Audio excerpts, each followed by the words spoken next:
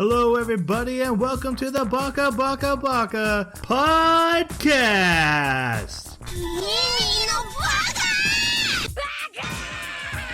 Baka. It's amazing how every time you open your mouth, you prove you're an idiot.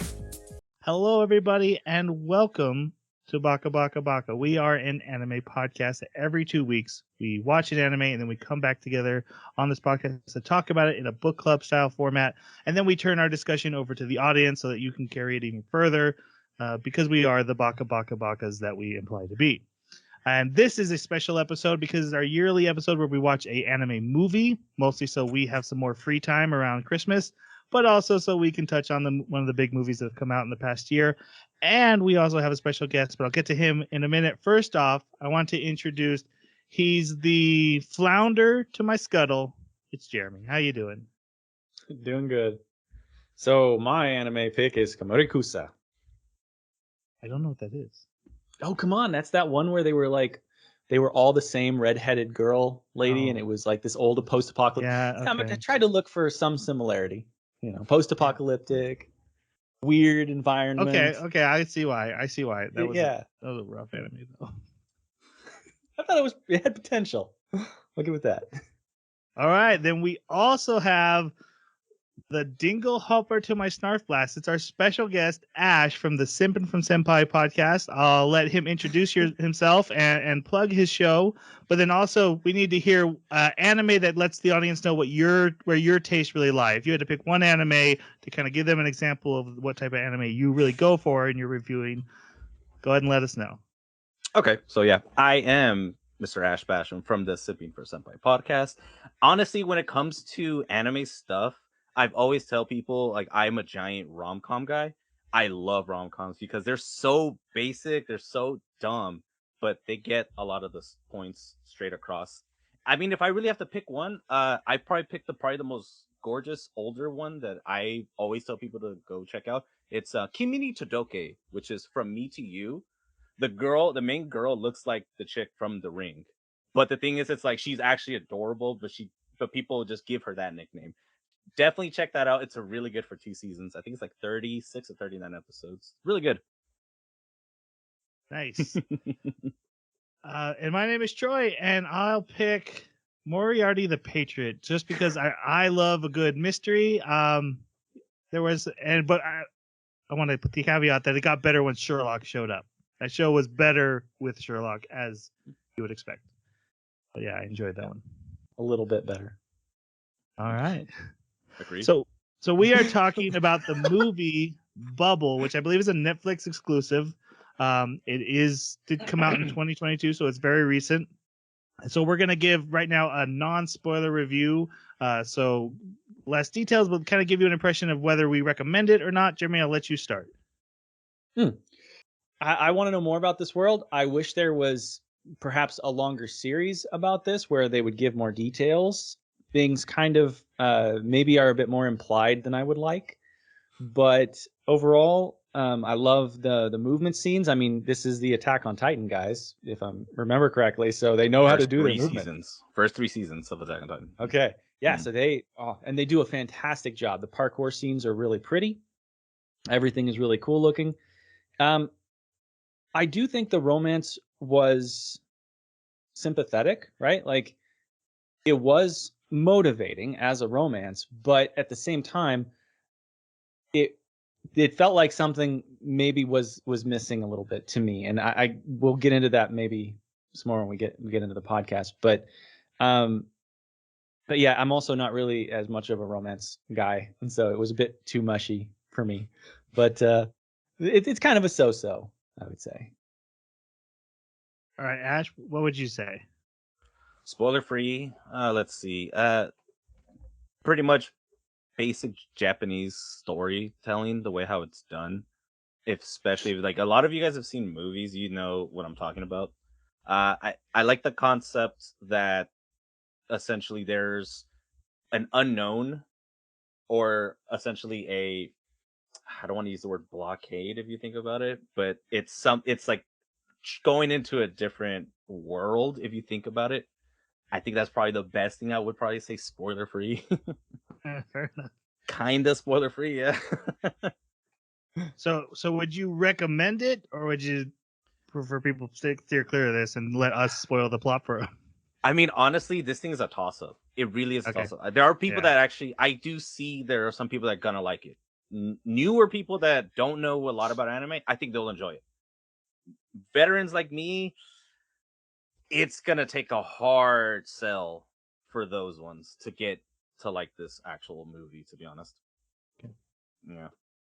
For myself, it didn't land. Jeremy, I don't think it was mushy enough. And maybe that's what you're kind of hinting at when you The talk thing about that's the romance. missing is the thing I don't like. Yeah, the plot and the action feel very disconnected to me. Like you mentioned, this is beautiful parkour and the animation is beautiful. And then there's also a plot that's happening, and they don't really serve each other at all. They're just kind of both there, and I think that disconnect just didn't click with me. And like I said, I didn't find the romance appealing in this. So this is not one of the ones that I'd recommend. No, not from me. And I thought it would be. I thought oh, I'll probably like this one. Kind of a bummer because I also heard Belle, which is another big anime movie that came out. I heard that didn't do great as well. I would rather watch Belle than this movie. Okay, that's fair. I That's good like to know. Belle more. And I actually think Belle is actually a really good movie. Okay. I think it's a way more solid movie than this one is. There's a lot of people that don't think so, but yeah, that's all I have to say about that. maybe I will give that a check out, and then because when I saw the trailer for Belle, I was like, that looks great. This one I also thought, well, that looks beautiful, like that, and looks amazing. Watched it, didn't land. Belle's also 2 hours long. Just letting you know. Okay. Yeah, right. It's a pretty long movie. So when I do a search for Belle, all I find is Belle Cranell from Yeah, you have Pick to Up put Girls Belle. in a Dungeon. You gotta put an E on the end of there. You have to put it's BELLE, and Okay. you have to put 2021 because if you do that, you're gonna get the Belle from the chick that was in Emma Watson. There you go. You get her Belle coming up. Yeah. Oh, another. Okay. Mm-hmm.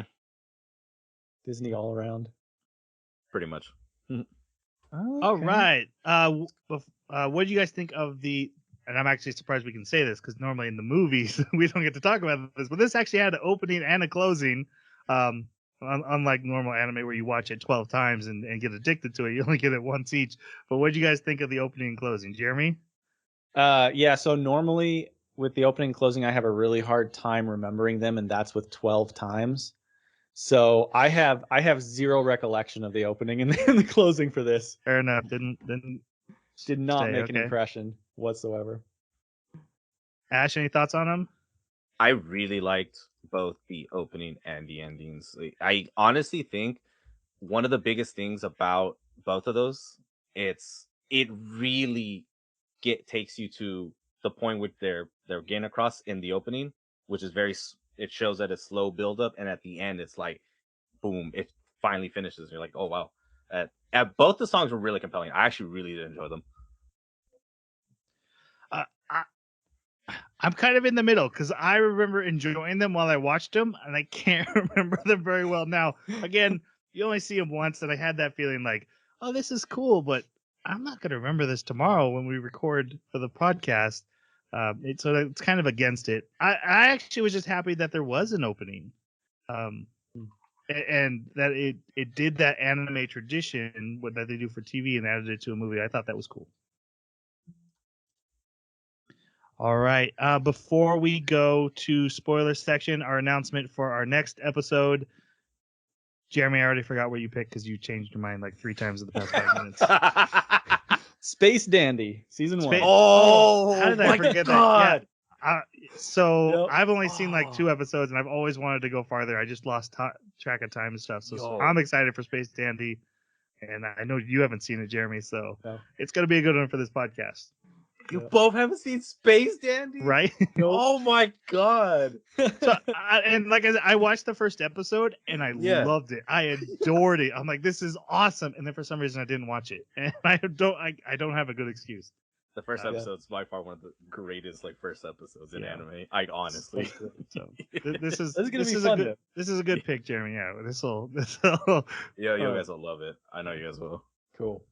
Okay, now we are going on to our spoiler section. So from here on out, we're free to talk about plot, characters, theories, all that. So if you have not seen the movie and we somehow convince you that you should, this is time to pause the podcast, come back after you've watched it. But otherwise, we're going to go on to our spoiler section. Boy, who would think we tried to convince them that they should go watch this? You never know. There are still some positives about this movie. There are. It's true. Yeah. Especially if you're a fan of worse. I know some people who watch anime just for animation, they just want to see top class animation. They'll be happy here. They would. That's true. All right, so our movie takes place in Tokyo, which is both flooded, surrounded by a giant bubble, and full of gravity-defying bubbles.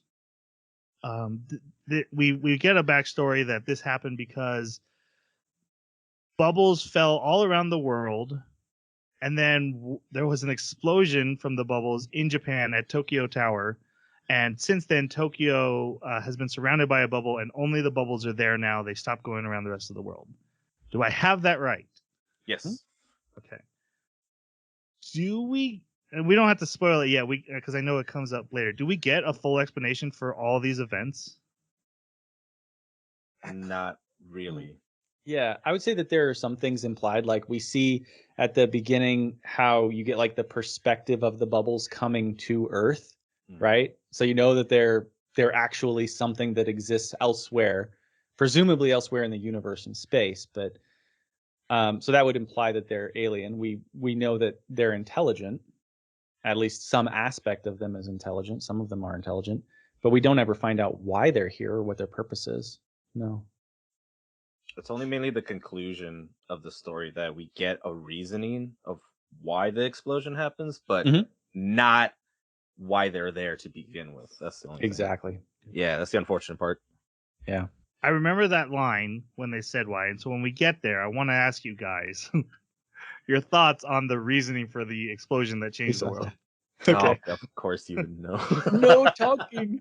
Yeah. Okay. All right. So the movie starts proper with a flash forward of what's going to happen. A boy drowning and a girl made of bubbles rescuing him.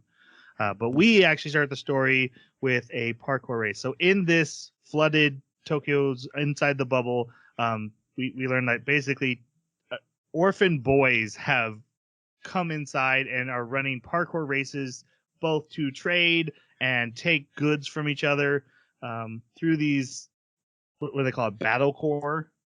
Yeah, battle core. Yeah, Battle core. literally spelled out the core from parkour. Yeah. It's both epic and cringe at the same time. It's like a 13-year-old's rendition of this. Oh Yes. my god. Exactly. and they're not supposed to be there, but no one's caring enough to stop them either. So there's just officially you're not supposed to be there, but yeah, go do whatever you want. We're not going after you. I love that the two adults that are there are like, man, one of them is man, this is so dangerous, it's so bad, and the other one is like, yeah, go.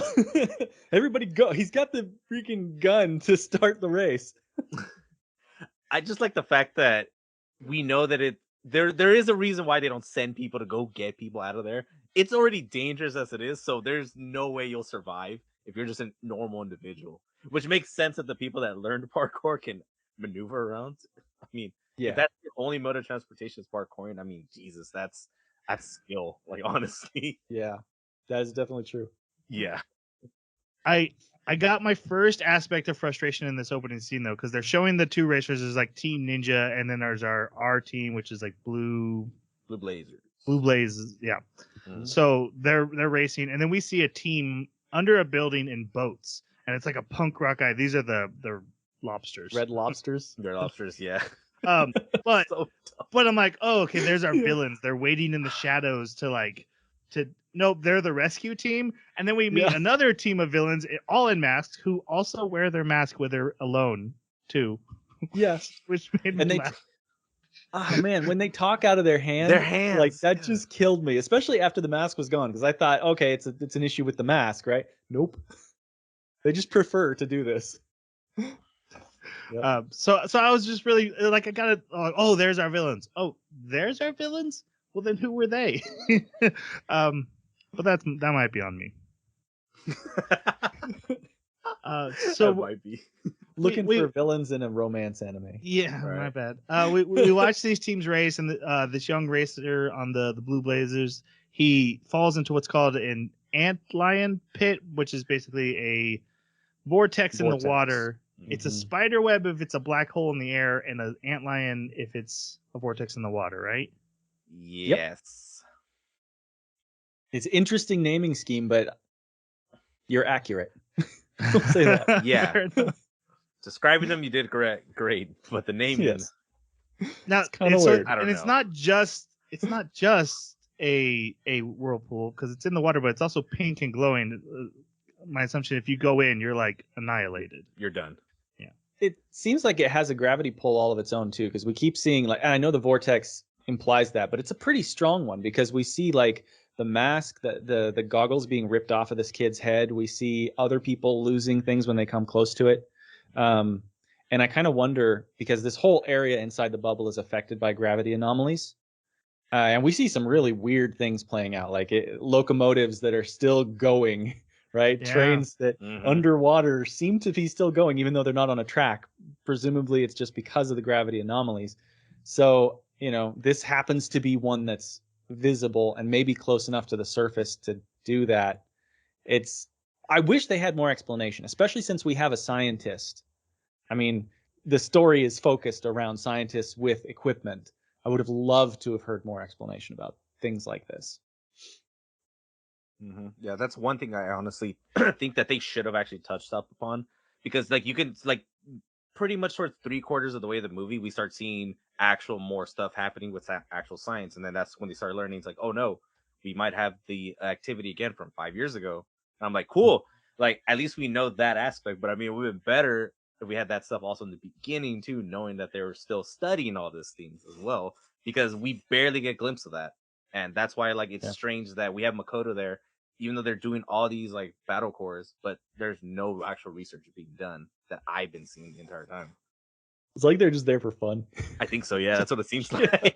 She does give some She's in a- exposition, but no like context or anything like that. Yeah. I No. mean, especially if you look at her, she's always dressed up in like different kinds of, I would call them relaxing clothes. Not like, when you see a scientist, you think, okay, they're going to be in a lab coat or something, right? But she's got like a nice relaxing top, almost like, it's not a bikini, but it's almost like a top where she's just out sunbathing in a couple of the scenes. And I'm like, yeah, real scientific. You're getting your work done there. I can tell. It's a vacation, isn't it? I mean, no one can think of like another scientist like looking like Okabe and then just being there the entire time. I mean, honestly, Right. but I mean, it makes sense because it's like she's probably the more lax one, but she is the smartest one there. Mhm. I do wish she did press more of that specific thing, but she is actually kind of, if you think about it though, she is really the catalyst of this story, because for one specific reason, the book. The book that she has. Yeah. Yeah. Yeah, that's the only you're right. reason why we get actual like what we're in for, because of that. So in the story, the boy is about to fall into the thing, and one of his teammates, the the best parkour guy in the whole world. This is our main character, Hibiki. He saves him, and then he does this crazy path basically through midair on all these floating objects to get to the flag, wins the race, and his team's like celebrating. He doesn't celebrate with his team. He's off. He's already parkouring away, and that's how we're introduced to our main character. So, Jeremy, what are your thoughts on Hibiki? Oh, he was an interesting character, especially when I understood what was going on with the earphones. Right. So you've met those people who they wear earphones all the time and they're always listening to music, even in any social environment. And, if you're not one of those people, it can be a little bit frustrating or confusing because you don't understand why they're doing it. So I kind of thought that's what he was doing at first, but that is not what he was doing. There is a totally different story, and it's cool. It's interesting. But seeing how this factors into him being able to hear where the bubbles are was a little bit confusing for me, because it was almost like we were dealing with another Daredevil. We had one of those last week. Yeah, so we did Licorice Recoil last week, and with a character who had super hearing. Yeah. And so it's twice in a row. Even though I like the way it's presented here better, because one of my complaints about that was that like gunfire would go off around him, and he was like, "No, that's fine. I have super hearing." It's super selective. Yeah. So with this guy, that's kind of cool. It's really cool seeing his parkour moves. As we mentioned before, it's beautiful, of course. But the difference between him and his teammates is just he's on a completely different level. Like, there's no way that they could even really keep up with him if he wanted to leave them behind. And that I actually think was pretty cool about Kai. I think you said his name was the redheaded kid, because we get a moment where it looks like this other character, this Kai, is the protagonist. And if you didn't look at the box art, maybe you would think, oh, is this the protagonist? Because you see other characters that are being caught by the enemy, right? The competition. But this redheaded guy is like, yeah, I'm going to jump through here. He kicks a couple of the opponents off of the area, and he's just cruising through. Nobody's really able to stop him. And then when you see Hibiki just absolutely destroy that, you realize just how much better he is, because we had this sort of potential protagonist, if you were not aware of the box art. Keep saying that.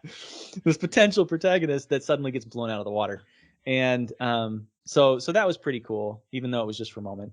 But yeah, Hibiki's he's an interesting character. I find his change where he loses his headphones to be a little bit unrealistic in my mind, but I don't really have a lot of complaints otherwise. All right, Ash, what did you think of him? I really actually did like Hibiki a lot at first in the beginning, because a lot of the stuff when it came to his ability, also the fact that like his backstory, it was very real and can hit really close to home for a lot of people like watching that. Those sequences is like Jesus. This is one of the few times that I'm like, man, this is really sad, like really sad. And I've seen a bunch of sad stuff, but that one's really sad because it really can hit close to home. I mean, I can use this example. One of my mom's friends' kids was autistic. Bad. You don't touch his ears. Don't mess with his ears, or else like he will snap on you. I mean, if you've lived through that, you can understand that. Like, really do. The headphone losing part though, yeah, that it should have been a crutch to him than more of a actual, or actually should have been more of a hindrance to him than an actual crutch, if you think about it, because he needs those. He really did need those for a specific reason. He did, but him getting over it too quickly, it's fine because it is a movie. If this was a series, it'll be a different story. It might be like 2 episodes worth. This one was done in like 10 minutes, so it's like I can give it a pass for that, like honestly. But overall, his character is really good. The best parkour in the entire group, and essentially in the entire movie. I mean, honestly. Yeah. I like the character. I like the arc he goes through, learning to appreciate his teammates. And I like the way they portrayed, the sensitive hearing. Yeah, it helps him with the parkour. It can, but for the most part, it was something he was embarrassed about, and he pushed the world away, pushed people away because of it.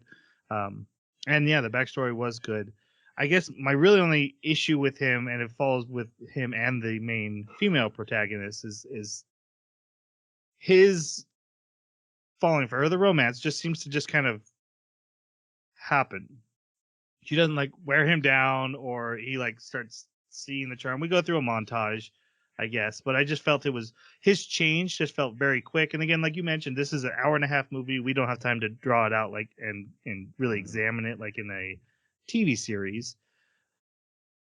But even for a movie, I still felt like they did it really quick. They just he kind of flips a switch, and on one end of the montage he's a jerk, and on the other end of the montage he's good. And I'm like, okay, well, could they have seen like moments of gradual growth?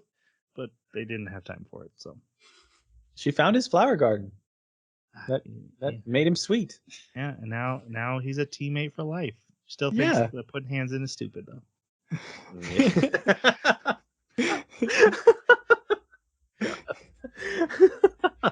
All right. So yeah, we also meet the rest of the team. So we have the coach, the caretaker of these kids. This is Shin. He was a former parkour. He used to do. They used to try to go up the tower to investigate what had happened with the tower, and he used to do that. But lost his leg in it, so he has a prosthetic now, and so now he just takes care of others inside the bubble. So your guys' thoughts on Shin, coach, right? Or is he just the caretaker of everybody, but he lives with only this team? That's a weird one. I don't think we have the answer. That's a good question. Because he always started and ended the races, and it seems like everyone realized he's the authority, but he only was ever hanging out with that team and talked about them like our team will be great. So maybe he just, because he's the only adult, he falls into that referee role.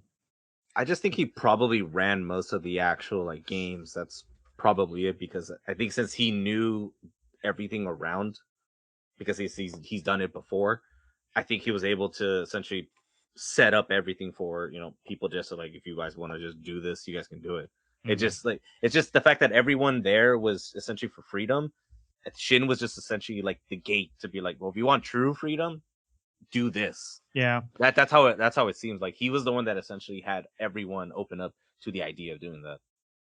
It's also interesting that when Makoto is kidnapped, he doesn't do anything to put an end to that. He's like, out of my hands, I can't touch this. But when he talks to the blue, I thought that lasers, was weird. But go ahead. I thought so too. Probably you've got to have some kind of rules if you're going to have a society exist in an environment like this, especially since they clearly have rules that they all abide by in order to do their parkour. Society. For the game, is. yeah. Yeah, I mean, if you're even dealing with any kind of sport, because that's what this is. I mean, one of the groups is even streaming it. So this is a sport, and sports require rules in order for the sport to work. And so in its own way, you have a sports society. Wouldn't this be outside of the rules to kidnap someone? I don't know. I guess there's also the fact that the kidnapping is just a way to try and force a match. That's not actually what was up for stakes. And so, another thing too, and one other thing for the views, because that was a big thing about it too. They were saying they only did this training for the views. Yeah, that's true. But I also wondered. Go ahead. No, you're good. No, go for it. Oh, I was gonna say, I also wondered, why is Shin the only adult that used to do parkour?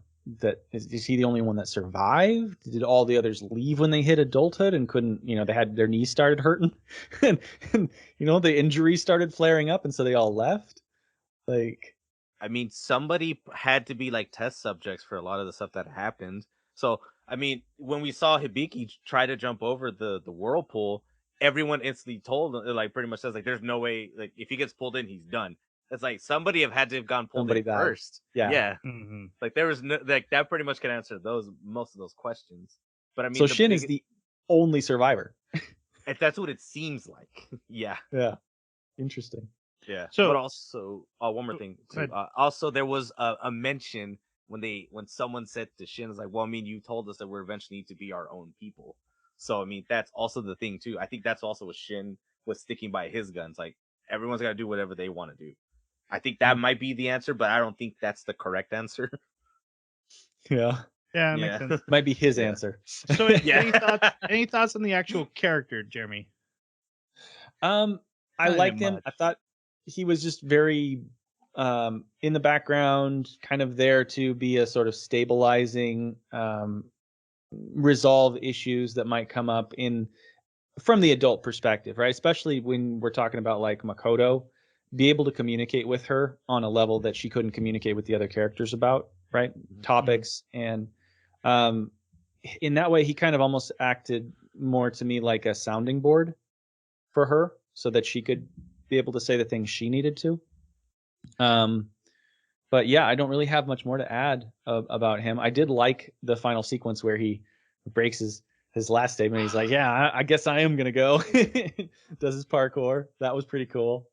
But yeah, I don't have much else to add about him. What about you, Ash? I think Shin is just essentially was the guiding point for most of the character development. That's what it seems like. And then essentially right after he did his parkour, I think that's when we saw that everyone's development essentially ended. And I felt like that was actually pretty cool. Like just that sequence alone was pretty good. Yeah. So he's my favorite character, but he's also not in it a lot. So maybe that tells you why I had issues with the movie. He seems like he has a really interesting story that we're not bothering to talk about. He goes off screen a lot of times when it feels like he should be on screen. Cause yeah, he has that kind of father mentor role, but he shows up later and he's like, "Hey, how's things going? Oh, they're developing well. Okay, I'm gonna leave again." But we also see that the photo of his family on the boat, implying that he lost his family in the tower explosion, and that okay, that's why he's been charging up the tower and why he's gotten higher than anyone else has ever gotten. I want that guy's story, and even when it has that big resolution at the end, I'm like, that's cool. And the fact that when he runs, he has that bit of a hobble because of the prosthetic. It just he worked really well in the movie, and he's hardly in it. So. Is what it is. Man, I'm getting deja vu. For what? Well, the other character in Licorice Recoil that was more of a background character that you really wished he had his own story. Oh yeah. What was his name? The shop dad, owner, black agent. Yeah. He was the best part of that whole show. Right?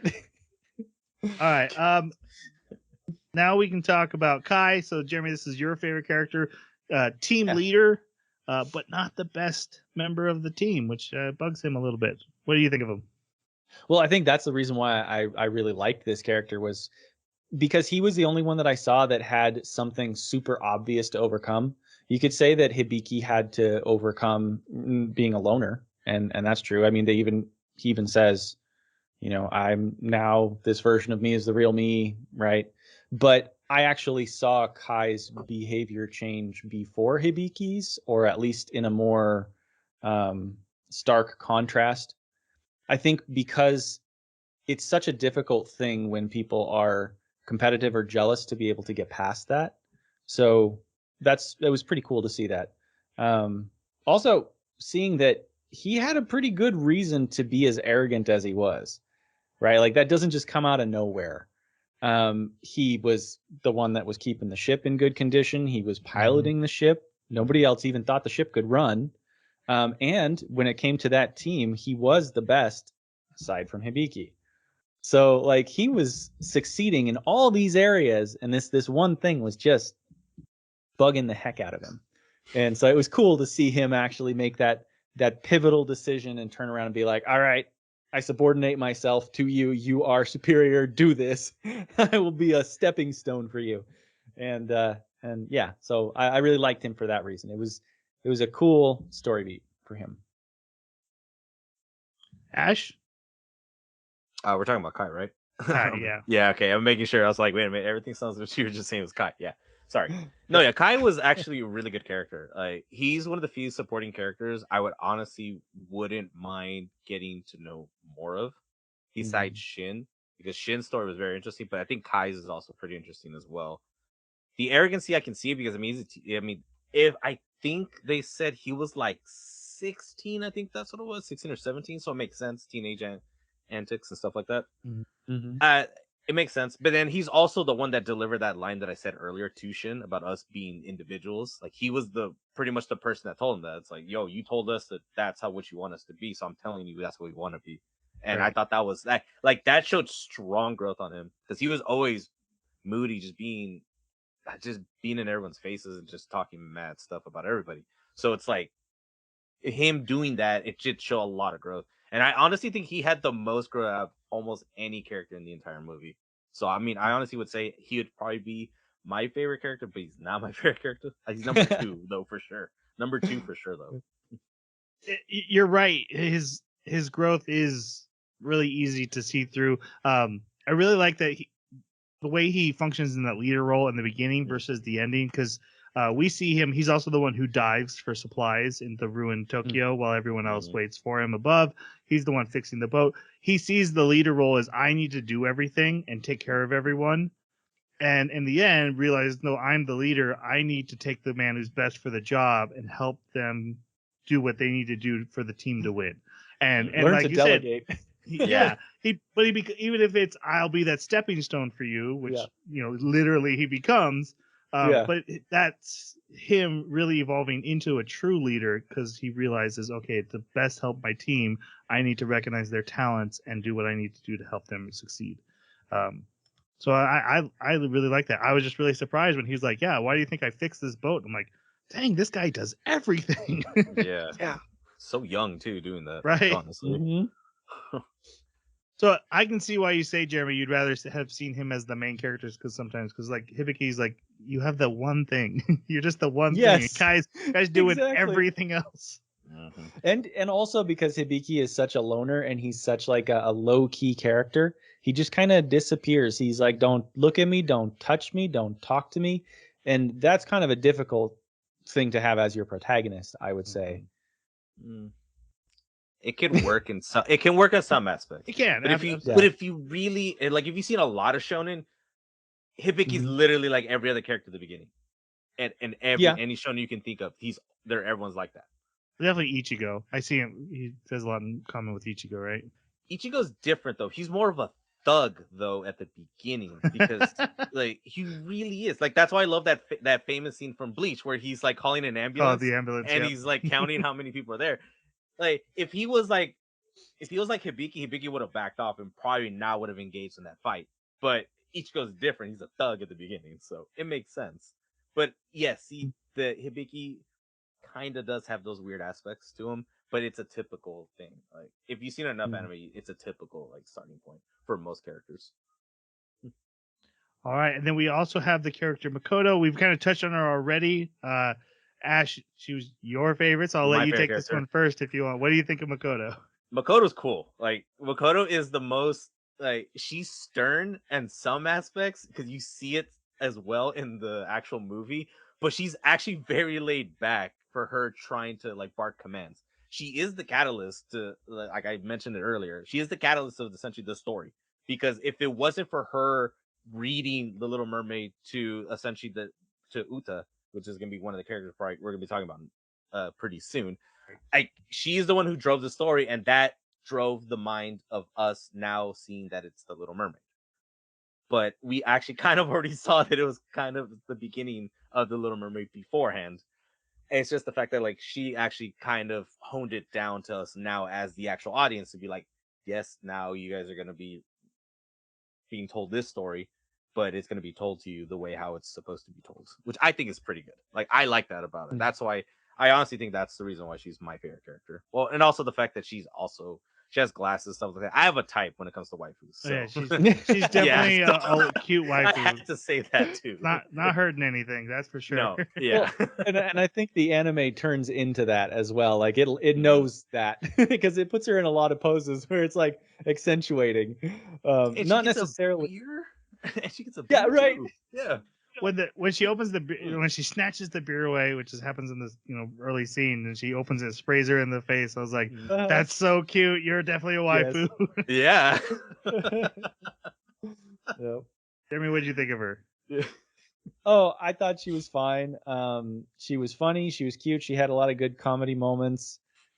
She was definitely acted as the sort of mentor character for Uta, as much as there could be a mentor character for Uta. And yeah, she kind of became the, what is that called when it's an object that people have to go and get in a story? MacGuffin. Yeah, she kind of becomes the MacGuffin for a certain sequence. Mm-hmm. But even that was fine. She played her role consistently and she was entertaining. Yeah, I kind of saw her as like the den mother of this group, even though she's just there to study, but she's gotten herself involved in these parkour and is she was great. She had some great scenes. Like you said, I just wished her comedy bits worked really well too. Yeah. I just wish that there would have been more talk about the science of what she was doing there. Right. Your big issue with this show is that the science isn't really explained, and she's the scientist, so some of that you're laying at her feet. But that's not fair. That's the writer's fault. The I know, it's character the herself writer. is fine. Yeah. Yeah, well, I guess then my criticism is that the writers created a scientist but didn't really let her do much science. Just say a few scientific words here and there and show you some line graphs. She got to tell us that the problems have started since Yuta showed up. That's her. Well, that's her important. function. That's true. That is true. Yeah. Oh man. All right. After going back to they live on a Coast Guard vessel. I think it's Coast Guard, yeah. I would say yes, but Or Yeah. or a naval vessel, anyway, like old it's older battleship military type. shit. Yeah. Man. And they go back to divvy up their winnings, and Makoto tries to talk with Hibiki, and he hears a song, and it's really important that Hibiki, whenever he hears a song, it's a big deal to him. It's part of his past, and we'll touch on that later. A specific song, I think. A very too. specific song, yeah. And he's hearing it from the radio tower, which is actually in half since it exploded, but the top half stays floating above the bottom half, so it stays upright. But there's this huge Aurora Borealis thing going on in the middle, of pink. So he jumps in a boat and he goes to the tower and he tries to do a tower climb, which is, like we said with Shin, it's something that people have done before, but you can only get so high using parkour because of the way it's set up. And he reaches as high as he's ever been. And he tries to go farther and it's working, but then there's what's called a spider web. It's basically the same as the antlion pit, but in the middle of the air. It's a black hole. And it throws him and he falls down into the water. Gets caught by a train that's running through the water. Still functioning until right then. The train is going full speed, grabs him, and then suddenly comes to a stop. A bubble sees this and chases after him. And his air bubbles hit this bubble and it turns into a girl. It starts doing bubble division. Yes. Cellular division, like Yes. egg. Yeah. There's your science right there. There it is. Now I know how this works. So we get our Little Mermaid analogy character, because that's He even what says. He says it too. Mermaid. Yeah, so Vicky says it. that's what the story really is, which is funny because I'm pretty sure Belle is just Beauty and the Beast retold, and so then this one is No, I'm joking. It is. Okay. Okay. Robbie. I was there. like, oh no, what have I done? No, you're good. No, it is. It is. It's a All right. it's a different rendition of it. It's pretty good too. But still interesting that two movies that came out this year were doing similar things. But yeah, so this is the story is really Little Mermaid. I do want to touch on that when we get to the storybook, but we need to talk about Yuta. Jeremy, what do you think of our female protagonist? Very interesting. Like I'm between I absolutely love the concept of this character and it's just this is pretty cool, right? So it's generally positive. The thing that I absolutely love about it is this is that character that just kind of comes into existence but doesn't understand the world around them. But they've got a twist on it that I haven't seen very often. And at least in the anime that I watch, when you have characters that suddenly gain sapience, they're very timid and they're cautious. Not this girl. This girl is bold.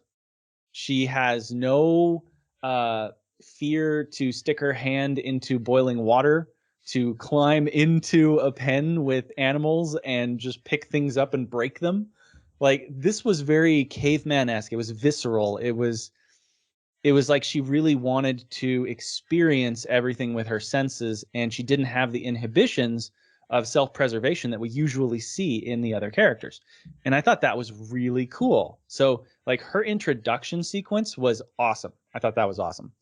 I also, as much as I'm like kind of laughing at it because it's kind of weird, but I like it. The whole like bubble division to become a full-grown human that like happens instantaneously. I mean, I sent you a chat. I was like, did those bubbles just mate? Like, what did I just see? And it's really cool. It's a cool idea. Now, where they go with this, I still don't have a problem with it. I love the idea that even though it's kind of arbitrary, just because it's because it's his bubble, and so when she touches him, that undoes the bubble, or maybe there was some kind of agreement made. If we're gonna go full Little Mermaid here, some kind of agreement made with the other bubbles that, you know, I have these rules to go by, and if I break these rules, then I turn back into a bubble. And that could have been the rule. I don't know. I'm kind of reaching here, I guess. but it's cool. It, even though it's arbitrary, it presents a very interesting situation where, like, you have a romance where these two characters can't touch because the moment they do, one of them dies. And I like that. So she brings that to the table too. I do have a serious problem with how quickly she learns, but I write that off as her being an alien. So somehow she gets it.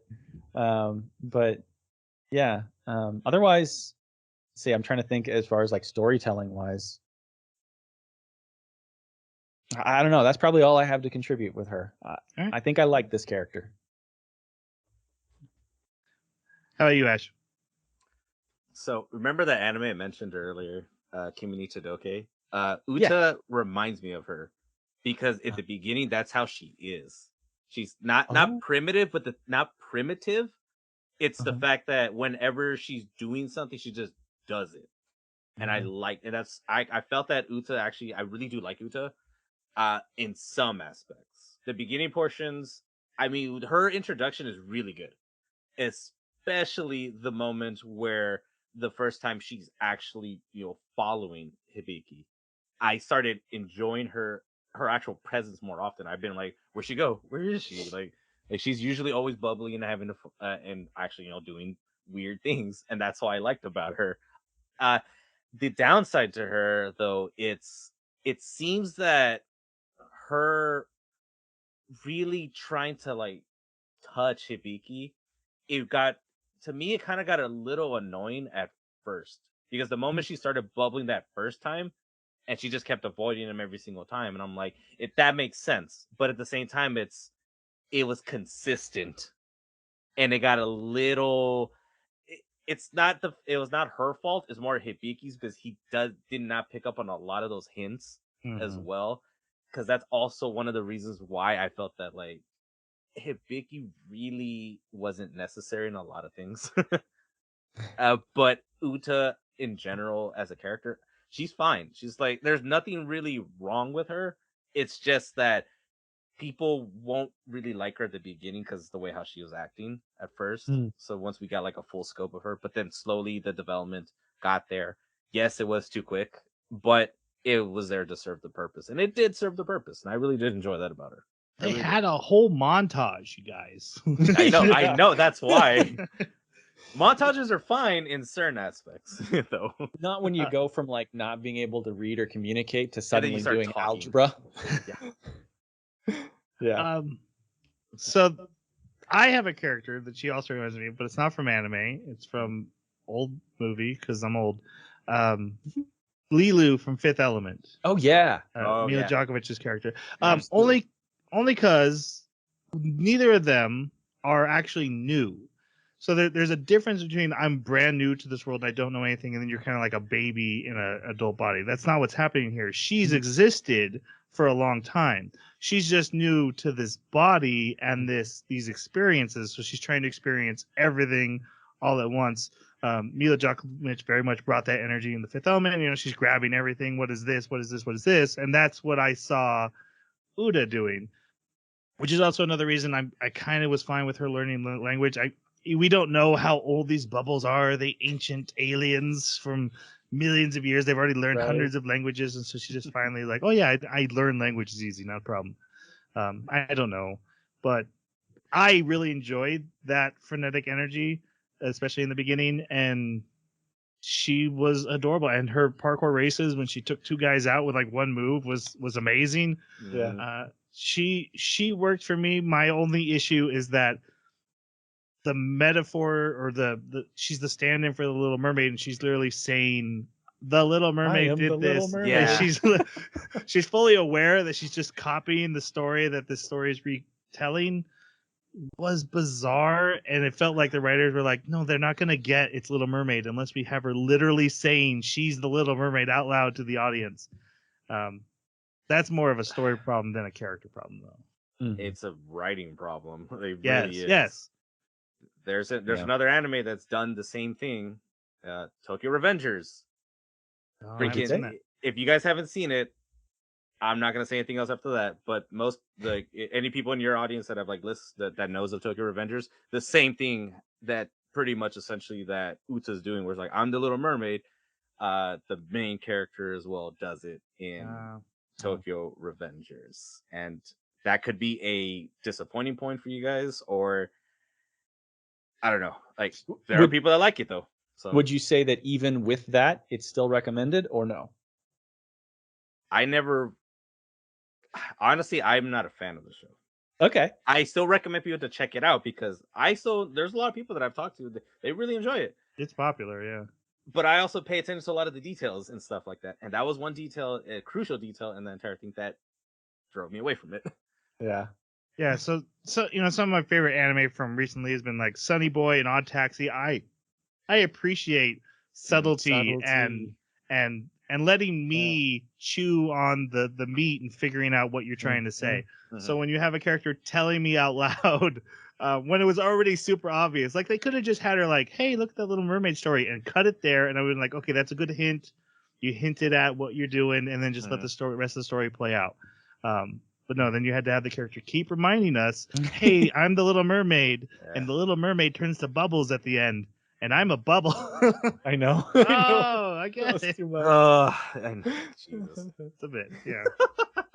So I know we kind of mentioned this in passing, but I wanted to just go back to it for a second because I have a question. Does it make sense to either of you that Makoto didn't notice that Uta was turning to bubbles? Yeah, I noticed that too. Like she gave her a glove for it. She gave her a glove to hide the bubbles, but she, as a scientist, didn't start inspecting this anomaly. She's not a biologist. She's only here about. Yeah. I don't know what trade she's in, specifically what science she's in. So, yeah, that must be it. I feel that the only answer I can think of for your question is she put the glove on her to hide it from Hibiki. Essentially, that's what I think. Why? Why would Makoto hide it from Hibiki? I thought it was so she could touch Hibiki. Like, hey, I put a glove on you. Now you can. Oh, that could do hand stuff. Too. Nope, sorry, I shouldn't have said it that way. Yeah, no. And like when he reached out to grab her with his hand, and I'm like, oh, she could. Yeah. She has a glove on. She'll be fine. Yeah. I thought so too. She used the other hand. I also wondered why Hibiki didn't notice when her arm was missing. Like, he even was like, hey, are you okay? And she's just standing there with one arm. And I'm like, it's not even drawn as if it looks like there's an arm there. The clothing is deflated. So like, come on, Hibiki. What the heck, man? For the Makoto thing, it's a weird omission because it'd be a simple line of like, hey, I took some data and I sent it in. Like she just show that she's everything that she could, it doesn't change her character actions or anything she did in the story. Just have her note, this is interesting. I'm also observing this girl. And then just let it be. Let it sit. It's fine. I think it would have played in really well with when Uta disappeared and things started going weird with the bubbles. She would have been able to make the connection. Oh, this is because of her. Like she already did kind of with the line graph, but even more, she'd be able to be like, so many things are connecting here. The girl is a bubble. You know? Oh, you just reminded me of a scene too. When Uta does go missing, and I think Makoto says like you would have to know like her specifically to know where she would be at, and then Hibiki's like, I'm out of here. I know exactly where she would be. I'm like, how? There's why there's so many plot holes in this story, and so many questions. Yeah, we can't get really a straight answer. It must be Hibiki saying, the only place she could possibly go is that garden where we had that moment. This girl, that's the high point in her life. Yeah. Do you think it just needs like another half hour just to fill in some of these? Because it's almost like it's not like gaps. It's like they just need to plug it up, and it would be a much more rounded story. Half hour, I think, would be too much. maybe 15 minutes, I think would be better, because then you can do a montage for Makoto data entries, like stuff like that. Shin, like showing you where Shin goes most of the time. Yeah. Like small little even if they're like 2-minute long montages for each one of those, at least we get a point across. Swap a little bit of dialogue here and there to give us a little bit more, maybe even substitute it for the Little Mermaid dialogue. Yes. Pull that, use subtlety, and give us a little more detail about the bubbles. How will the audience know if she's gonna turn into bubbles? Exactly. All right, Just I'm gonna write it in the back. This is a I'm gonna go a retelling little of the more Little forward. Mermaid. Right, I'm gonna go a little more forward with the plot. Okay. So they do. She rescues him, and she does try to touch his face, and sees like, oh, my hand starts turning into bubbles if I do that. She does try it one more time later, and then it's like, no, I can't touch him. Shin brings them home. Apparently, finds them, brings them home, and she's running around. They keep calling her like a cat because she's running around on all fours, and she's touching everything. Puts her hand in like hot oil, and then but she doesn't freak out. She just leaves it in there. And it's weird too, because when they put her hand in the cold water and pull it back out, she seems fine. So bubble physiology doesn't get burned for some reason. And she should have bubbly blisters all over. Exactly. Yes, exactly. We see her copying some parkour practice moves they do. She messes with chicken eggs and crushes them, and they all freak out because it's their food. At first, I'm like, it's not that big a deal, man. I can't get rid of my chicken eggs. We have so many. And I'm like, oh, no, but yeah, that's right. Starving apocalypse stuff. It's Waterworld. It's important. So, yeah. And then they eat with her. They give her, Hibiki names her Uta, which means song, because she sings the song that he hears. And that's special to him. We get Shin's backstory a little bit as he has a beer with Makoto that night. And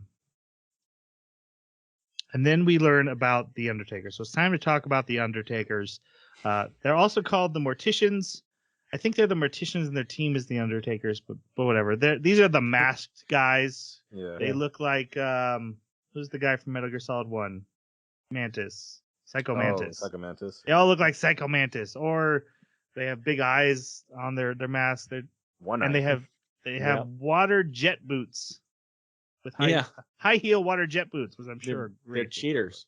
They're stinking cheaters. The fact it gives you high heels though, and I'm like, that can't be helpful for parkour. It's gonna be hard.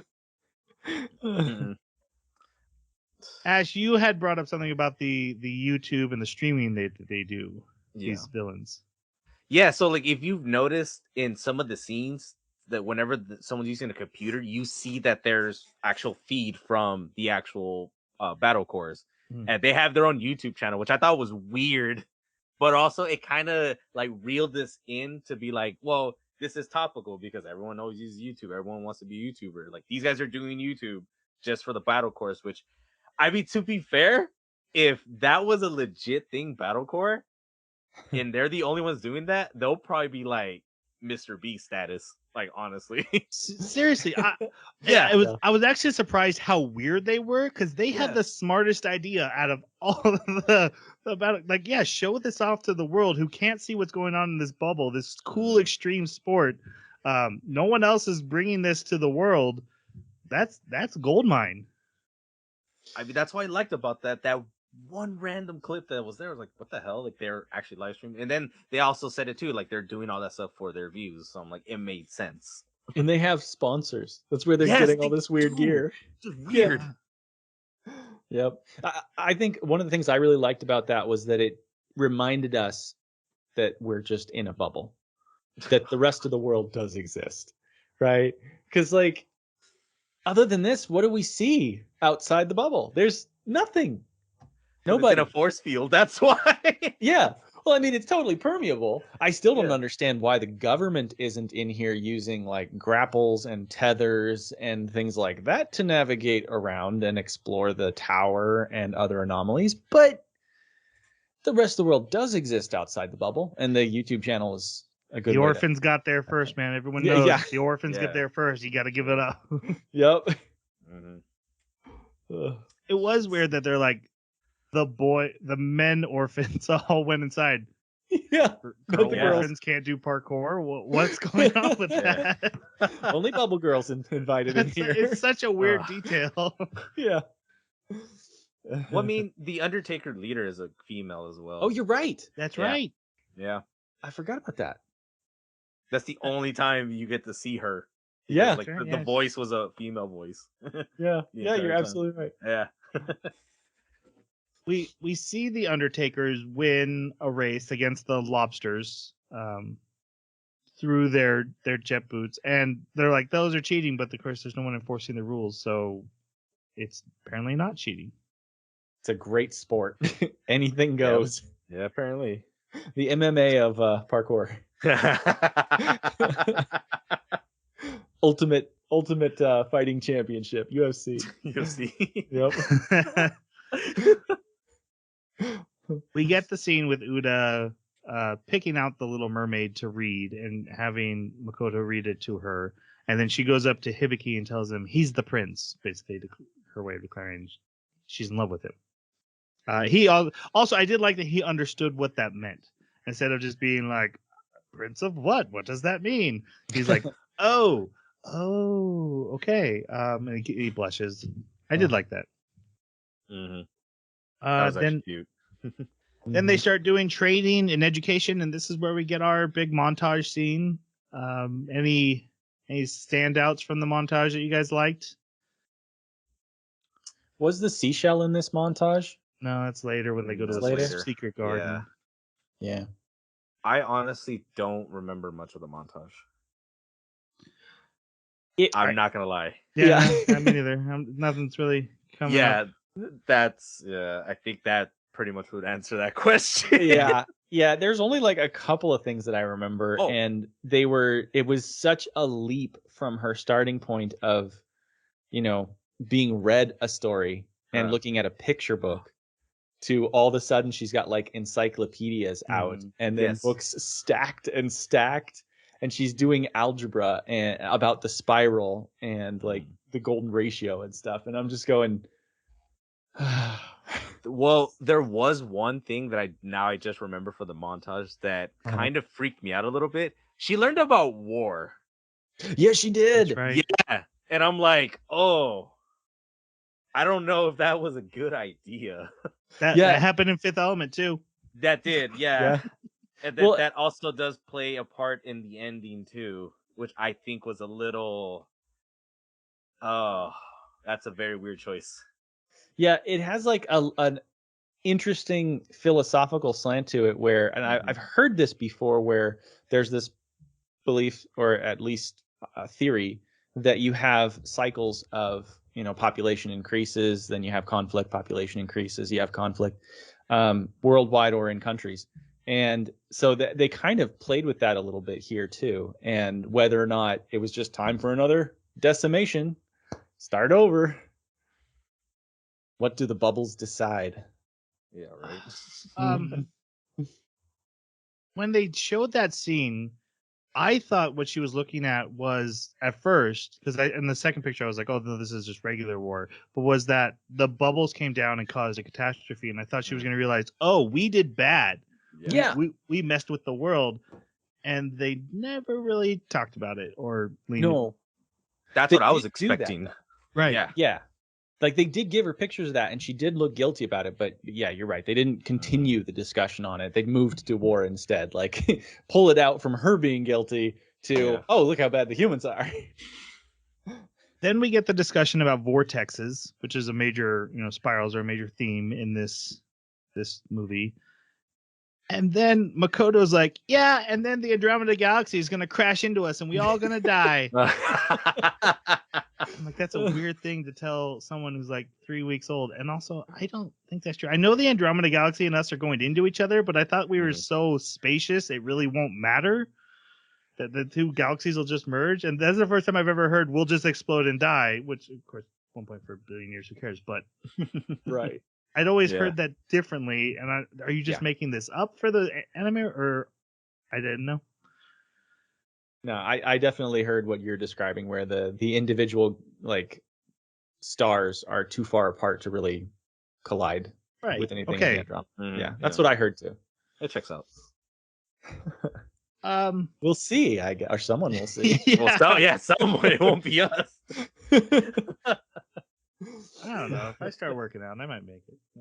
Yeah, right. Oh, Gotta eat right. New Year's resolution.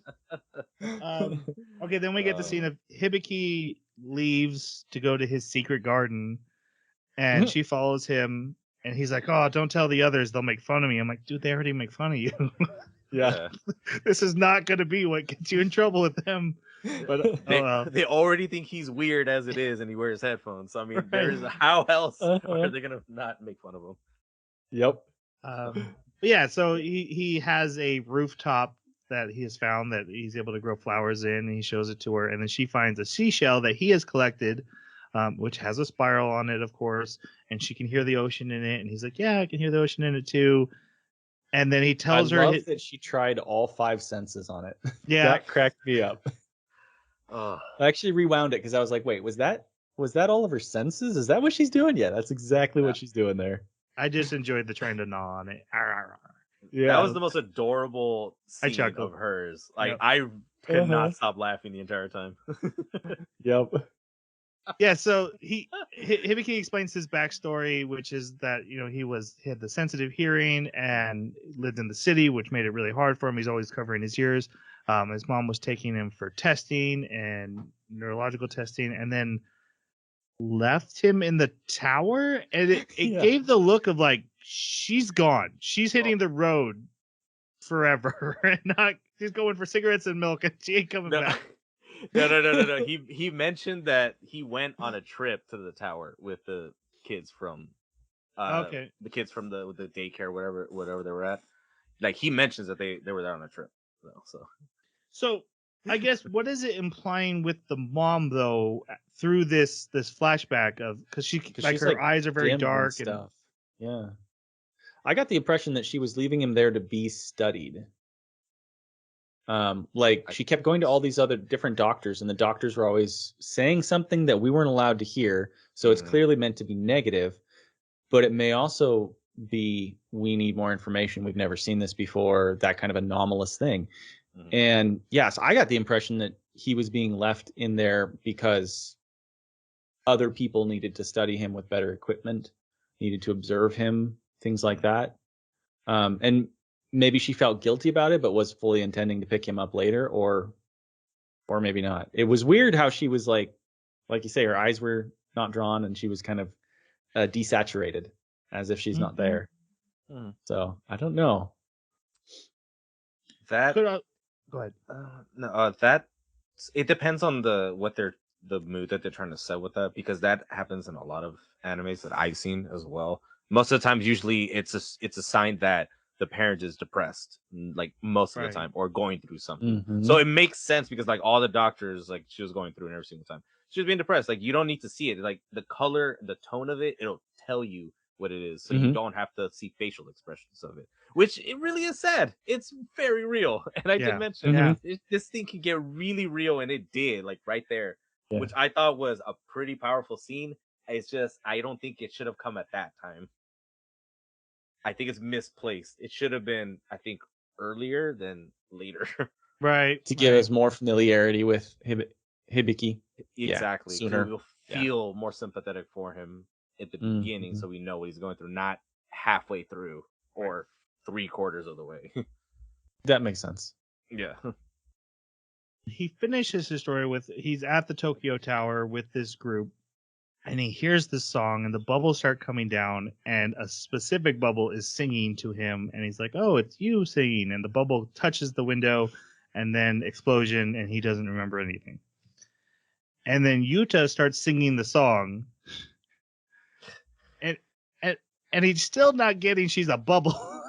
Yeah. Or maybe he is. It was hard to tell because like I was like, oh, this is the moment he's gonna realize you're the bubble. But then later he's like, "You're a bubble?" Yeah. So I Maybe he just. I was thinking the opposite. I'm surprised it didn't give him PTSD.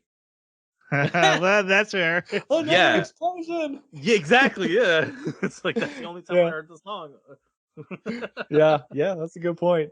I I got the impression that he just thought maybe she was one of the only other people that could hear the song, and I don't know if that's just an easier conclusion for him to come to, right? Because to think that this girl in front of me is a bubble, that would be kind of a mental jump, a leap, a gymnastics you'd have to do to come to that conclusion. It would be easier to come to the conclusion of she can hear like I can hear. Yeah, So I think that's how true. I did. Well, I mean, that was the other thing too about Hibiki. It's like he can hear specific things that like no one can hear apparently. Mm-hmm. So, and the fact that like if he can hear the song, then that must mean that there's a specific reason why he can hear it and no one else can. I mean, she does sing like in front of everybody as well, like in random times, but it's just that specific moment, and then like closest to the end, another moment that is like, oh, okay, yeah. Mm-hmm. Well, but then there's also the fact that another thing that only he can do because of his hearing is jump on stray bubbles. That was the other thing too. Like I forgot to mention about his character because they mentioned it too. Like he's the only one that's able to actually do that. Yeah, That's one thing I don't like. I wouldn't mind knowing how he learned how to do that. He can hear the bubbles apparently. Yeah. I did have a question. I asked this out loud while watching this. If the bubbles are sentient, and every time they jump on the bubbles make a noise. Are they just screaming like "ow"? Yes. Yeah. Right. I love that. I love that. The worst is when the bubbles pop, because that does happen every now and then. Are you killing them? Like, yeah. Oh god. But where I was going with that was, where I was going with that was just like more reason for him to think that she's like him is the fact that she can jump on stray bubbles. So would be more ammunition to think you can hear the bubbles like I can hear the bubbles. And I think they even say the only ones who can hear that song are Hikari and Uta. Like it's a known thing that she can hear that too. So I get what you're saying. Yeah. Back to my thing about jumping on the bubbles. I did notice she also jumped on the bubbles. So apparently the bubbles don't mind. Yeah, they don't mind her. Because I had watched her. I was like, does she avoid the bubbles? Because that does hurt them, and that's going to be a problem later. No, she bounced on them just fine. Okay. She doesn't have the best relationship with her family. Well, it's later. Hold on, it's later. Yeah. Maybe that's I know why it's spoiler free, but yeah. So after she sings, they do some couples parkour together. Patent pending, couples parkour. And then we see the Undertakers come and they steal Makoto right as she realizes, hey, gravity anomalies are off the charts ever since Uta showed up, on the exact day Uta showed up. And then she's gone. She's been abducted. They leave a note. They want the boat for themselves. Mm-hmm. And so they're putting up Makoto as their prize, and they have to put up the boat as their prize. So Yuta comes and she joins the team. Well, hang on, because Makoto is sitting on a bunch of chests. I'm pretty sure that the things in the chests are the prize, and Makoto was just a way to get them to show up. Like, we're going to force you to play this game with us. Because if you think about it, like, can one team just go in and steal something from the other team and then be like, now you have to fight us, and if we win, we get two things? Like, that kind of breaks the sport. That's what they were telling Shin too. Is like they shouldn't have been. They could not have done that. They shouldn't do that, and they did. Yeah, it's just like it's out of my reach. Like it's already been done. Like I think that's was the key into that thing. See now, why didn't the parkour boys go over there and do their parkour punches? You know, there's some problems there. That ain't gonna work. Yeah, well, except in an anime where it's they need the parkour police. Yeah. Yes. To catch you're not wrong. Awesome. All right, so we come to our biggest parkour event, and it's the Undertakers versus the Blue Blazers. The Blue Blazers lose 2 team members immediately. We haven't talked about all of them, but there's the kid and I think it's the guy with glasses. They both almost get killed. But it's so Kai, Hibiki, and Uta running along, and they get led into a trap of another antlion pit, and Uta jumps across it. She's able to bounce off the few debris, and she kind of uses the vortex's rotation to get across, and then this is when Kai launches Hibiki so he can follow. He's like, I bet you can do that too, and they launch him. Uta takes out a couple racers, which was awesome, and then Hibiki gets to near the top, and then he launches her up, but she has to grab his hand, and her arm disappears when that happens, and she grabs the flag, and they win. Thoughts on this race?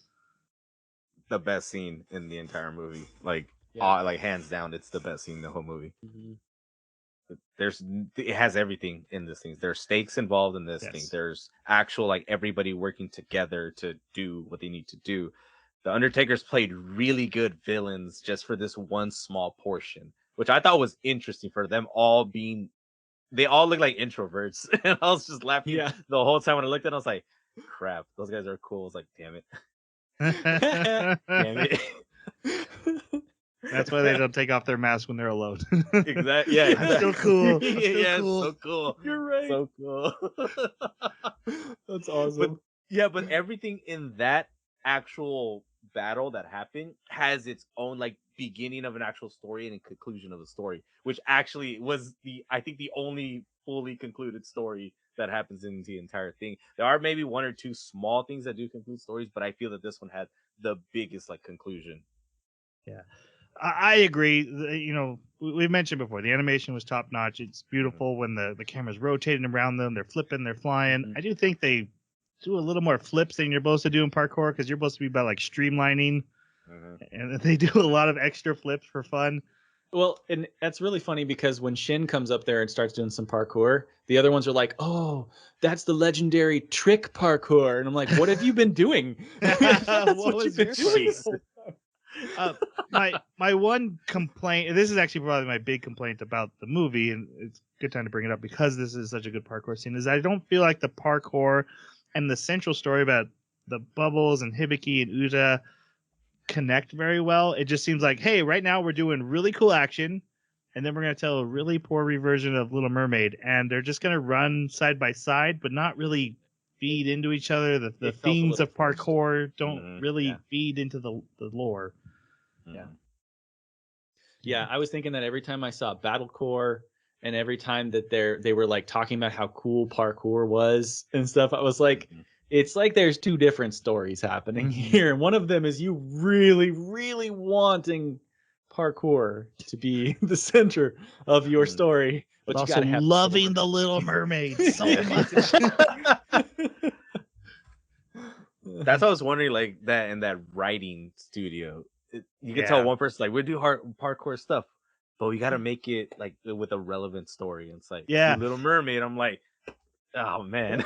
Yeah, it definitely feels like they thought up the parkour first, and then we're like, what plot can we jam in here so that we can animate these awesome parkour scenes? Yes.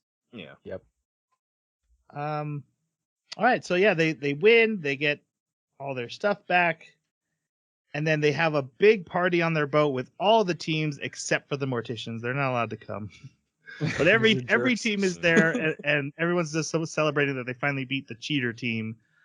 Mm-hmm. And even Hikari's, they actually ask Hikari, "Are we being too loud?" He's like, "You're as loud as you always have been. Thank you, team. You guys did great." He's being a teammate for once in his life. And they're all stunned. But he notices Uta is missing, and this is where he has to figure out where she is. She's at the garden. He goes, and then we see her at the garden, and she has this vision of the Bubbles and the aura, but it's them communicating to her. I didn't think it was a vision. I thought it was real. But when he shows up, it disappears. I think that also happened. I think it just happened to disappear when he showed up. This was giving me Eye of Sauron vibes, so I'm taking it. Yeah, absolutely. There you go. But the Bubbles are mad at her. But we don't know why, because the Bubbles don't talk. Yeah, they apparently get pissy really easy though. Yes, we get the impression that they get pissed if any of theirs try to talk to any humans. I got that too. Yeah, especially close to the ending scene, because it kind of coincided with 1-in-1. Mm-hmm. Yeah. So then the weird question is, why have they not been pissed all this time that she's been a human? Only now. And I don't know if it's the no touchy thing or if it's Maybe they were dormant Time and limit? they've been awakening to get to the point where they could be more active again. the bubble is like a cocoon for recovery. But 5 years is a very long time. It is. Right. Yeah. So like there's probably some significance to the reasoning behind the 5 year thing, because they even said too, this explosion is gonna be happening at the tower is the same as it was on the Right. exact same day. So there has to be something that we didn't get, but I have no idea why that date and 5 years is very specific though. I think that's probably one of the biggest question marks in the entire thing. Yeah. Probably.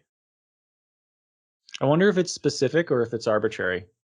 Like just from the writer's room, as we have to pick a time, what time sounds right to us as the writers. I don't know which one it is. Well, I mean, when Full Metal Alchemist did the October 3rd thing, it made sense because that was the day that they burned down their house and they left to their journey. Right. That type of thing is the reason that date is specific. But then we have the date that's here, but there's no reasoning behind why that date specifically of the explosion and why it's gonna happen again. So Right. Is- we don't is have it- the backstory that we Yeah. would have in Full Metal Is it Alchemist. literally the Yeah. 5-year anniversary when it happens again? that's Or is what Makoto says. She mentions it's the same phenomenon from 5 years ago. That Right, but not doesn't the necessarily anniversary mean of. It's not the anniversary, but Okay. that's when the first explosion happened. But yeah, so it's Right. been 5 years, and Yes. everything that's happening is happening exactly like before. Mhm. But it But it- started with Uda manifesting. Yeah. Right. So my thought is that the bubbles have just settled. They're being chill, and then Uda does what she does, and so they're starting to wake up and get back to the point where they Troublemaker. yeah. Well, I mean, we're gonna get to the reasoning behind the first explosion, and I just feel like anything works. We didn't want peanut butter on our sandwich. I don't know. Yeah. Yeah. All right, so she has this conversation where they want her to come back. She needs to stop. Hibiki finds her, and she's trying to tell him this, and he grabs at her missing arm, not knowing it's missing. And then when only bubbles come out of the sleeve of the jacket, they hit him, and he gets to see her memories, which is her as a bubble. Yeah. On the day, she was the bubble singing to him, and then the explosion happened, and she saved him from the explosion. That's why he survived. And then she leaves for the tower. So this means that, yeah, he didn't notice that her arm was gone. Genuinely. Oh, no, he did not. No. Because he reached for it. He has That is sensitive so ears, weird. not great eyes. Yeah, exactly. Oh god. And then new bubbles start falling. He tries to go after her, and these red bubbles grab him and attack him, and he falls into the water.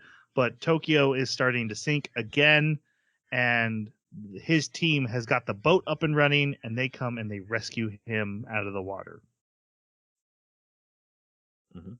And then they crash into a building, and he's like, hey, I'm going to the tower. She reaches the tower. She walks inside the membrane.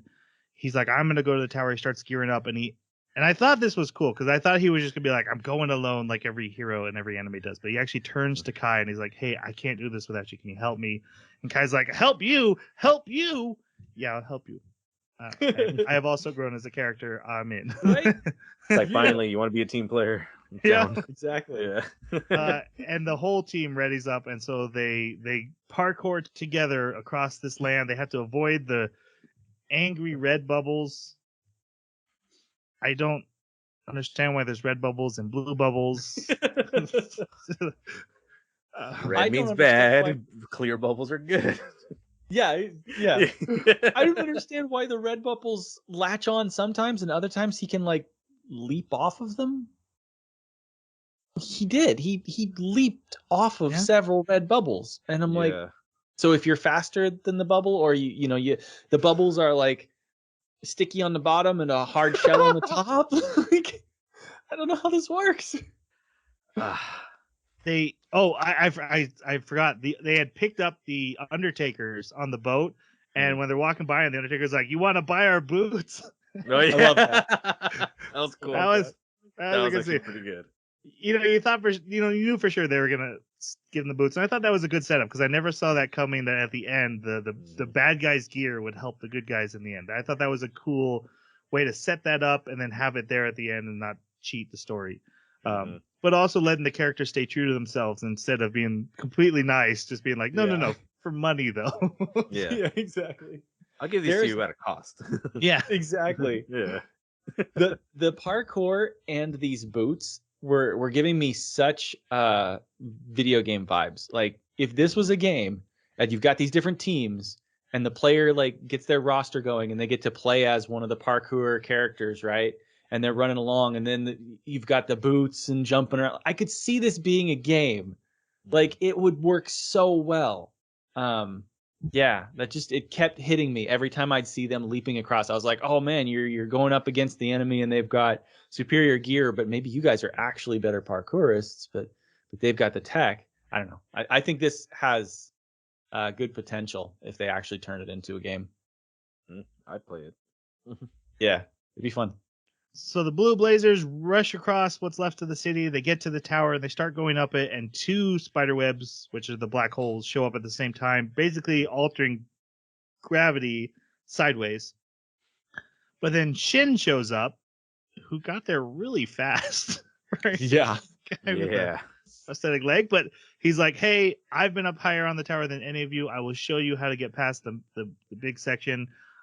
He does his trick parkour, like Jeremy mentioned, and gets up nice and high. And then basically the team has to work together, and they get Kai and Hibiki up there, and they have to launch Hibiki, and then the spider webs, the spider webs turn off. Like, oh no, we got past us, we're good. Gravity going back to normal, which shows sentience of the bubbles, right? Like they can form these things at will and for purpose. But he gets inside the tower, and it's a frozen image of 5 years ago, and he himself is in there, and he'd actually seen himself when he'd done his first climb. But he goes up and he touches himself, and his bubble self explodes, and we get the full flashback that because he talked with the bubble, when Uta's bubble touched the glass and he touched the glass, the bubbles got pissed and blew up Tokyo Tower. Yeah. Yep. Okay, so we need to talk about this. I need to know your guys' thoughts on this because I was like, no, that's so dumb. That's so dumb. I honestly saw it as like, there are like those stories where they tell you it's like I got that one. We have that one rule and don't ever break that rule. And I feel that was the reason behind it. It's like don't make contacts with the humans. I think was the rule. And that's like the only thing I got out of it. Nothing else. Like there was no other explanation I can think of, but I know there's probably something else, but I have no idea what it was. It's not that they have the rule that bothers me. It's that the result is we explode building now. So like, well, time to destroy everything. Uta wasn't in trouble. It was, you know what? Screw that tower. It's like, it wasn't Uta's fault. It was the human's fault. Boom. Like, and what? And it changes the world because now the bubbles stop being worldwide. It creates the bubble around Tokyo. Like they change everything because of this one moment. And it's just so odd that Hibiki, a random parkour guy, is also the one who changed the cataclysm of the world. Well, that's anime, but if you've seen this movie, if you've seen Weathering with You, it kind of is almost similar the way how that aspect happens. I feel that Weathering with You, yeah, it's the Makoto Shinkai movie that he made after Your Name. Oh, I haven't seen it. Oh, yeah, kind of has that same aspect of what happens, like kind of similar to it, but it's not like in like a an extreme, almost like terrorist style way, like how they did it. You know? But it's a more of an ease you in, and it shows you what happens. Yeah. We watched Your Name. I made Jeremy and Jason watch it it was a couple of years ago for the movie episode. And stapled our eyes open. They strapped us to a chair. Yeah, they flipped out. They were not cool with it. So Weathering with You was not gonna fly. No. Yeah, so I think there's like two levels here, and the one level is what are the bubbles doing? Like, what are the characters the bubbles doing? And then the other level is, well, what is the storytelling? And I think the storytelling is just the trope of they can't be together. And and so the trope of, you know, them even touching through the glass, they can't be together, arbitrary rule to enforce romantic tragedy, has to happen. So explosion happens. Now that I totally get as like a storytelling beat, but as far as like why the bubbles blew up, tantrum. Look, even if we're doing the Hans tantrum. Christian Andersen Little Mermaid, I'm pretty sure the mermaids didn't blow up, a building because they saw Ariel. See, and that's where I think like this is something that occurred to me during the podcast as we were talking about the fact that it's so on the nose with the Little Mermaid. Maybe it's not trying to necessarily be a Little Mermaid story. Maybe it has a lot of similarities, but we're supposed to expect that or understand that as a coincidence because this character in the show is the one who's saying, "Oh, I'm like the Little Mermaid."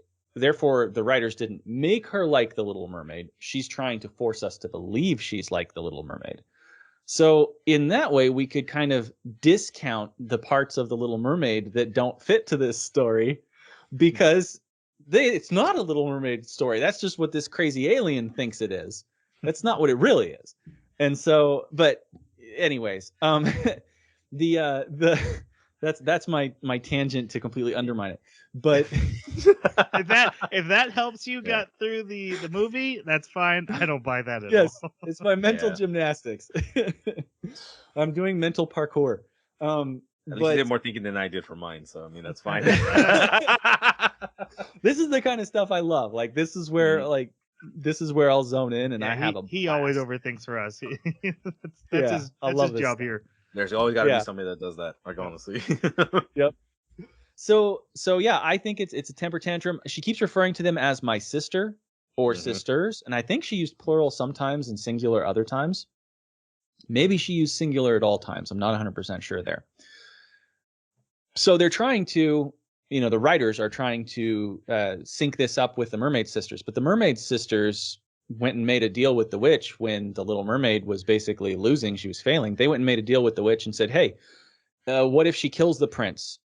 Can she stay as a human then? Can she live then? Is everything fine?" And the witch said, "Sure." So it gave her a knife and she went and she was going to go kill the prince. Right before she could do it, she couldn't bring herself to do it, even though the prince was like laying in bed with his new wife. And so at that point, she threw herself over the side and she turned into bubbles and died. And the turning into bubbles was actually dying for the Little Mermaid. It was not like returning to a previous state. So this whole situation with the sisters and how the sisters reacted in the Hans Christian Andersen thing, they were doing everything they could, even if it meant the death of the prince, to bring their sister back or make their sister happy. So I guess you could kind of see a little bit of a parallel there where they're like, sister can't be with him. I don't know if it's because they won't allow him or because it's not technically possible. Maybe not in the long term. I don't know. What would the children look like? Half bubble, half man. Exactly. Got to think about the children. All right. But they were solving the problem in their strange alien way, I guess, right? Like, who knows the alien mind? The solution is to squish the cockroach humans. Are they invaders? Is that why the bubbles came to Earth? Like, they started raining down over the entire planet, freaking everybody out, potentially doing damage. That's what I want more information. Right. Jesus. You're asking the right questions. I mean, to be honest, it's just they didn't conclude it pretty well. So that's the only downside. I think there's a little more to touch on once we get to the very ending. So let me bring this home. Feel free to, if there's anything else we do need to point out, but I'll bring this home and then we'll talk a little bit more about the bubbles and then we'll wrap up. So Hibiki finds Uta. She's being held by Nega Uta. Yeah. That joke goes to my daughter who watched this with me, Jade. She called that out, and that was a good one. I had to At least it wasn't what was it, Reverse Link or Black Link, whatever it was. Yeah, it's like Ocarina. So I mean, like, come on. Yep. Hibiki gets attacked by a red bubble that envelops him, and so he's drowning.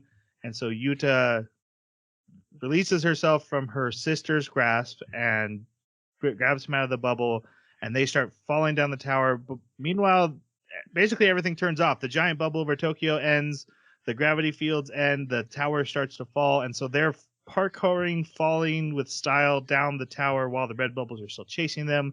She's making bubble animals to defend them while she's turning into foam. There was like a scene where the red bubbles, it was just a split second, but it looked like they turned into turrets and they started shooting red bubbles. Oh. I didn't notice that. It was really funny. Wow. They land in the water, and he seems mostly unconscious, but she kisses him. Mm-hmm.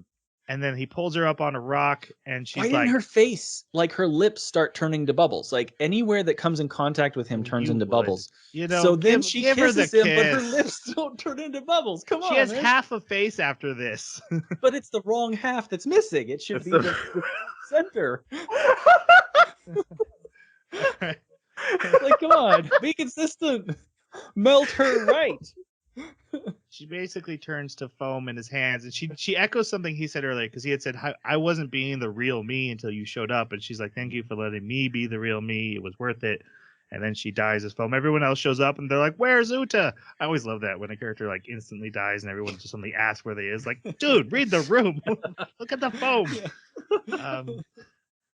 And then so we jump a little forward in time, and now Tokyo is being rebuilt, but they're still doing the parkour races, and now all the bubbles turn blue now, and they all have her voice, and so we see Hibiki running his race, and a blue bubble starts following along with him, and that's the end. And we get more talk about, hey, the galaxies will collide and kill everybody, and everything will be destroyed and then reform and brought back together. That's the real moral of the story. The real moral of the story. The real moral of the story, yeah. We're all doomed. So before we did the podcast, I went to Wikipedia to recap the story and see if it made more sense in Wikipedia. And it said, imagined or not, there are blue bubbles all around the world. And I'm like, I didn't get the idea that the bubbles weren't there. The bubbles are still worldwide a problem again. Yep. Okay, thank you. I don't know who wrote that Wikipedia article, but I don't know what you're smoking. Someone probably only watched the movie once, most likely. Yeah, I wrote it. Anyway. It's just me all along. Any last thoughts on the bubbles, especially now that they still exist on the planet, but seem to have Uta's essence spread throughout them? Like, her love for humanity has been absorbed by the entire bubble race. I like the fact that it kind of felt that it healed everything around, which I thought was great. And we get that great scene too when right after everyone's like, "Where's Uta?" Then as soon as like one of the bubbles lands right in Makoto's hand, and then it bursts, and then she hears exhale, and then you hear the song. Then you hear Uta's song. Oh yeah. And then she's all like, she could hear it. It acts like she could hear it. She's like, Uta's gone, and she just starts bursting in tears. And I thought that scene was perfectly done because it captured the emotion of what it was. It solved the situation technically of like, where did she go? Like, for someone that's not been there at that specific spot, it's like it helped, and it was actually really well done. I almost cried too, and I was like, yeah, the movie is okay, but oh man, I almost cried for that one scene. It was pretty good. Yep. Yeah, it had some compelling scenes in it. That's definitely one of them. I was confused by the fact that she's now able to run around with him and nobody gets pissed. I guess, like you said, they absorbed the love for humanity, and so now she can be with him in bubble form. But then if that's the case, why can't she go down and, merge with another bubble of his and become another Uta? It leaves so many possibilities with such a vague conclusion that I don't really understand what the limitation is, and whether this is a good thing, a neutral thing, or a tragic ending. You know, it could be any of those. There's important questions to ask. Is he in a relationship with a bubble? If not, when he starts a relationship, was the bubble going to hang around? Right. Can she merge with somebody else's breath underwater, and then he can touch her, and then they're together, right? Yeah. It's very. The rules that are separating them are arbitrary and flimsy enough that you could find ways around them if anybody thought. But maybe the bubbles can't. Well, she studied an awful lot to not be able to think of this. It honestly feels to me like they didn't have the gall to commit to the true Little Mermaid ending and just let it be bittersweet. Yeah. Mm-hmm. They had to be like, no, we got to give this a little bit back so it's a happier ending, because otherwise we'll get worse reviews. Yeah. Also, I gotta say, the parkour was so much cooler to watch when you have things that are suspended in midair and you've got stuff moving around. So, I love the metaphor of everything healing and how gravity's gone back to normal and Tokyo is open. I think that's a great storytelling device. I miss the visuals. I almost wish that the whole planet would kind of get some anti-gravity braking so that you could have a more interesting environment, or more sections of the planet even, so you have some. Anyways, that would be really cool. All right, let's go to our final reviews. So Ash, we give a score on a scale of 1 to 5, and we don't do halvesies, so it's 1, 2, 3, 4, 5, and just summarize your final thoughts, as spoilery as you want now. But Jeremy, I'll let you go first as an example. What are your thoughts on Bubble? So I think that it's a pretty anime. It's a pretty story. It's definitely trying to smash parkour in with the romance side of it, and it doesn't quite succeed, I don't think. It has a lot of. I don't think they were thought out far enough to be able to eliminate potential solutions for problems presented, right? So like we mentioned with, what happens at the end, are there ways around this problem or that problem? There's a lot of things that almost seem arbitrary, and they could be easily solved, and they're central things, like why is he not noticing that she's missing an arm? Why is the scientist not noticing that she's got bubbles on her hand? Why is she covering them up but not studying them? Those kinds of things, I think if they resolved those, if they gave a little bit more time to just kind of subtly point at some solutions, that'd be cool. But they really bug me. They kind of ruin it for me. But the parkour is beautiful, and the characters were the important characters. The very small handful of important characters were interesting. Most of the rest of the characters were very, cardboard cutout background characters. They didn't have a role to play. So overall, it's kind of a 2 for me. It's a little bit below the average for me. I think that it's more bad than good. All right, Ash, what are your thoughts? Okay, so overall, the entire presentation, it's gorgeous. I really like the OST to this. The OST to this is really good. The ending song, the actual opener, the in-between songs you get of all that stuff. The character development is surprisingly done very, very well in this actual very short movie.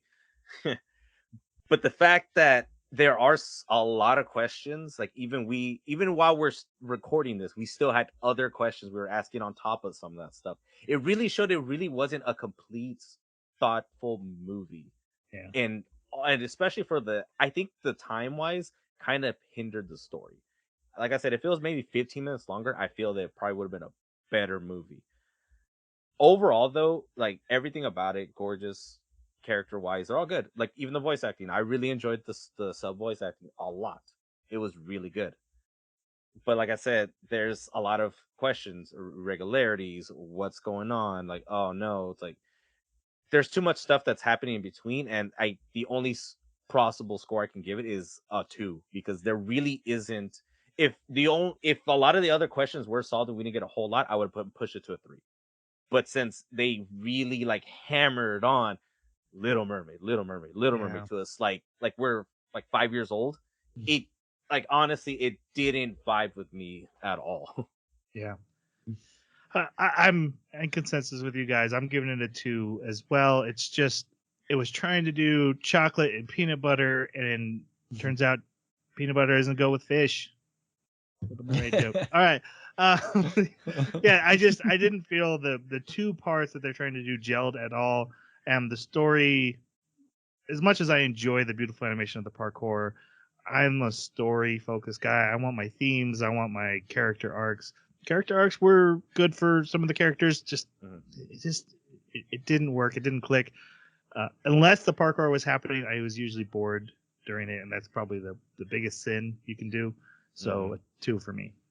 Even though I'll admit that there's plenty of stuff to love about it for those who do love it. I can understand why it would hit some people's radars and work. It just doesn't for me.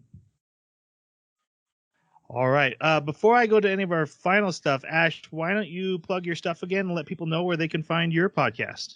Yeah, I'll let everybody know. So yeah, I am Mr. Ash Basham for the Simpin for Senpai podcast. I am one of 3 hosts. You can come check us out anywhere you guys pretty much essentially stream all your podcasts. I will give them the link tree for us down for them to put in the description below, so you guys can go check us out. They bid on 2 episodes on my show. We did Spy Family review of the part 1, and then we also did JoJo's part 1, the first 9 episodes as well. If you want to go check those out, whatever they thought about both those animes, come check us out, because you might enjoy it, because we had a blast recording both those episodes. Yep. And I'll just say, from the times we've been on your podcast, if you want podcasters who know what they're talking about, you could tell from Ash from tonight that they know their anime way better than we do. We are so blind and so ignorant about so much. You guys know your stuff so well. Studios, it's really impressive. Mangas. Yeah. Oh god, mangas so much. I just picked up a few more, and I'm about to buy another set of stuff. Oh, and I also forgot to mention one more thing. I actually shout these guys out all the time on my episodes as well, because I like giving love to a lot of the podcasts that I like to listen to, and I want to give them at least more people to go check them out, because their stuff is interesting. Like, honestly, this podcast is very interesting, and that's why I like listening to it bi-weekly. Thank you. Or when we get, thank you, man. Yeah, no worries. All right. If you have thoughts on Bubble and would like to share them, you can reach out to us on our Twitter at Baka Podcast. Leave a comment on our website, theanimebakaclub.com, or leave a comment wherever you found this podcast, and it'll get back to us. And we'd love to hear your feedback, where we're wrong, where we're right. That's what we're all about here. So thank you so much. And we're watching Space Dandy for our next episode. Reminder of that. And I think it's time for us to say goodbye. We'll see you next time. Bye-bye. Sayonara.